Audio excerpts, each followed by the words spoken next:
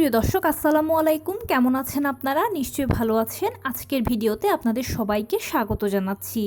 আজকে আমি আপনাদের সাথে খুব ইম্পর্ট্যান্ট একটা টপিক নিয়ে আলোচনা করব। প্রতিদিন আমার কাছে যত কমেন্টস আসে তার মধ্যে কমন দু একটি কমেন্টস এরকম থাকে যে আপু আমার বাচ্চার উল্টো পজিশান, এছাড়া আর সব কিছু ঠিক আছে, আমার নর্মাল ডেলিভারি হবে কি না। আপু বাচ্চার উল্টো পজিশান, সেটাকে কিভাবে ঘরোয়া উপায়ে নর্মাল ডেলিভারি পজিশানে বা ঠিক পর্যায়ে নিয়ে যাব। আপু বাচ্চার উল্টো পজিশন কেন হয়? আমাদের মায়েদের কি কোনো ভুল আছে এতে?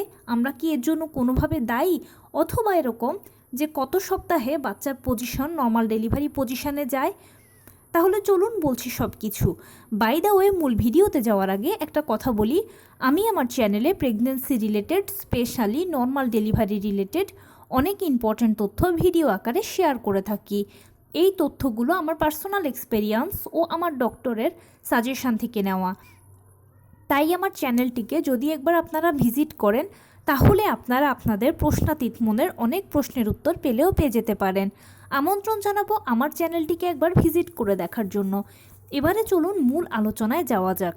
আমি শুরুতে বলেছি আজকে আলোচনা করব ম্যাক্সিমাম টাইম আপনারা আমাকে যে প্রশ্ন করেন তার মধ্যে দু চারটে কমন এরকম প্রশ্ন থাকে যে বাচ্চার উল্টো পজিশন আছে, সেটাকে কিভাবে ঘরোয়া উপায়ে ঠিক করবেন। উল্টো পজিশন ছাড়া আর সব কিছুই ঠিক আছে, সেটাকে নর্মাল ডেলিভারির জন্য আদর্শ কিনা, কত সপ্তাহে বাচ্চার পজিশন ঠিক হবে, মায়েদের কী ভুলের জন্য বাচ্চা উল্টো পজিশনে যায়। তাহলে চলুন সব কিছুর উত্তর দিচ্ছি। দেখুন, আমরা সবাই জানি যে একটা নর্মাল ডেলিভারি সম্পন্ন হওয়ার জন্য বাচ্চার পজিশনটা হচ্ছে খুবই গুরুত্বপূর্ণ একটা বিষয়। সব কিছু ঠিক আছে কিন্তু বাচ্চার পজিশন ঠিক নেই, তাহলে কিন্তু নর্মাল ডেলিভারি হবে না।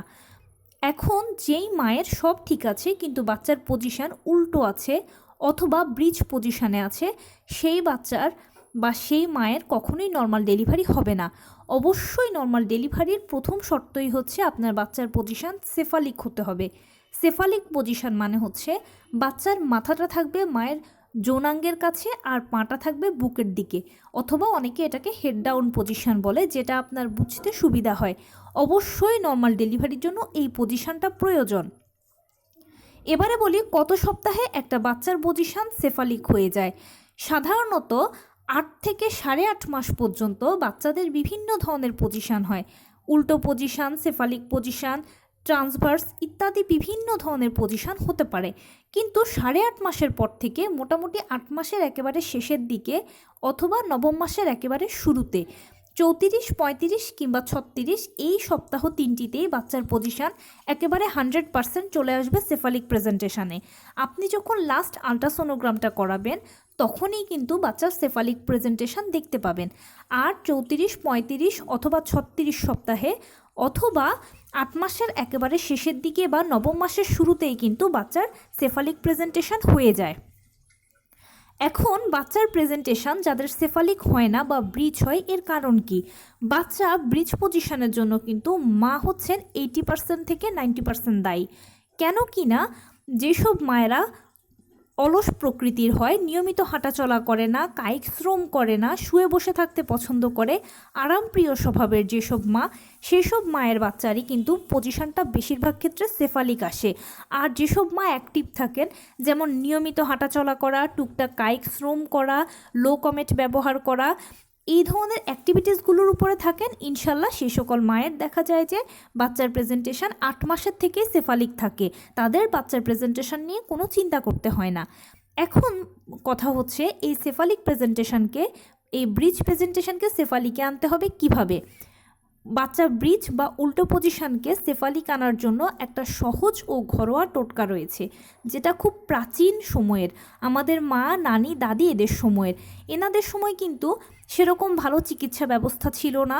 তখন তারা নিজেরাই অনেক কিছু পদ্ধতি আবিষ্কার করেছেন বা নিজেরা এমন কিছু পদ্ধতি অ্যাপ্লাই করতেন যেগুলোতে ভালো রেজাল্ট পেতেন।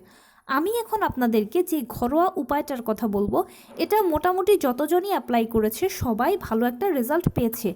যেসব মায়েদের এখন বর্তমানে যারা ভিডিওটা দেখছেন বা শুনছেন, যাদের বাচ্চার পজিশন ব্রিজ আছে বা উল্টো আছে, তারা এই টোটকাটা ব্যবহার করে দেখতে পারেন, হয়তো উপকৃত হলেও হতে পারবেন। সেটা কী রকম?